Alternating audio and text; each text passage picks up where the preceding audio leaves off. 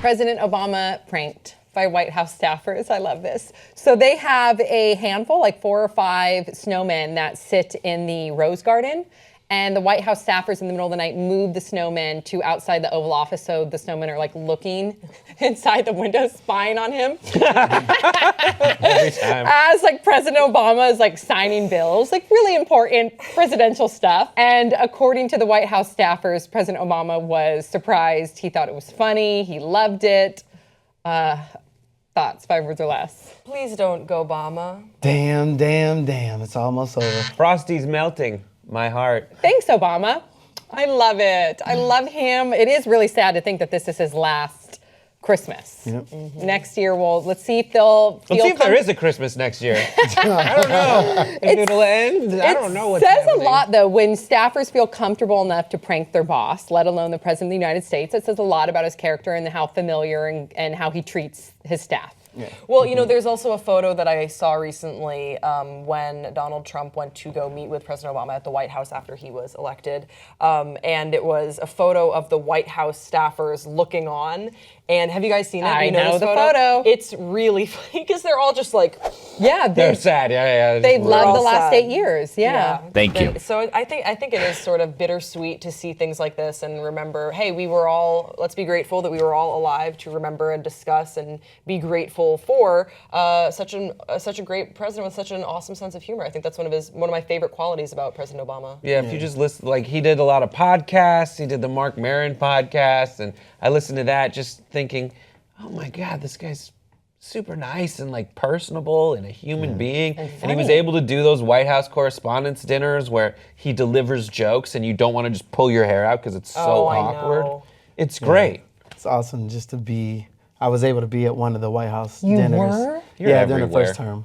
What During was the it first term. like? I mean, it was awesome. It was just being in the room and the energy and just, like you said, him being personable. iconic. And I got a chance to meet him and we walked into the Oval You Office. met him? Yeah, I have a That's picture. I have a pretty picture amazing. that's like Really? blown up. Yeah. Oh my Because I like literally gosh. started bawling, crying when I walked in the office. So tell us What's it that like? moment. My No, it husband was met him just- too. I forgot. My husband met him. It's crazy because, obviously it's the president and I was in the military as well. So there was a lot of different emotions coming through me because then I thought about like my grandmother who's not alive and who would have just like ravished in this moment. So when I walked in, because we were there for the White House Easter egg roll. And I walked in because we had gotten there late. It was Justin Bieber was performing there, but we had got there late. We did our performance, and they were like, "Oh, the president still wants to meet everybody." And we were like, "Everybody or just Justin?" They're like, "No, everybody." I was like, "Oh, cool." So me, Scooter, and some other people we were able to go in there. And when we walked in, and it was like he said you could walk in the office, and he said, "Hey," and I walked in and I was like this, but then he had this, and I was like, "Oh." Yes! And I was like, what? That's amazing. I was like, oh, that's my I like that split second moment of It just was like, like, I don't know, did you see there was like a little. And then he took a photo with you and everything. Yeah, it's like it's me, Justin, and Scooter was like, you get next to him in the But picture. he goes but it out of was his way awesome. to do that. My husband was a volunteer in his motorcade. Like Yeah. he literally was just driving the press one day. Mark? Really? Yeah. uh-huh. Wow, that's so Yeah, cool. I know. It was So like random. It was, I it was didn't know so you could random. volunteer to well, do no, that. it was through like a friend of a friend of a friend.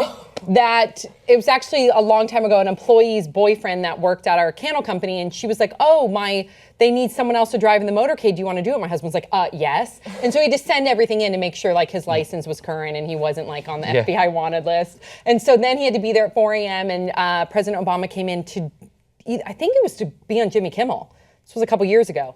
And long story short, afterwards their motorcade's huge. And there's a lot of people involved, and he went around and he made sure that he said thank you to all the volunteers, and he made sure he took pictures with all the volunteers. And my husband didn't know that would happen. My husband just wanted to kind of be a part of it and see it. Yeah, I could hear He him just didn't- be like, one time I drove the president's motorcade. He Just said it like was so slim it- cool, but he didn't think he'd get to meet him and take a photo with him. So that's so cool that he goes out of his way to do that. How weird would it have been if he submitted the paperwork and they were like, actually, no, you can't.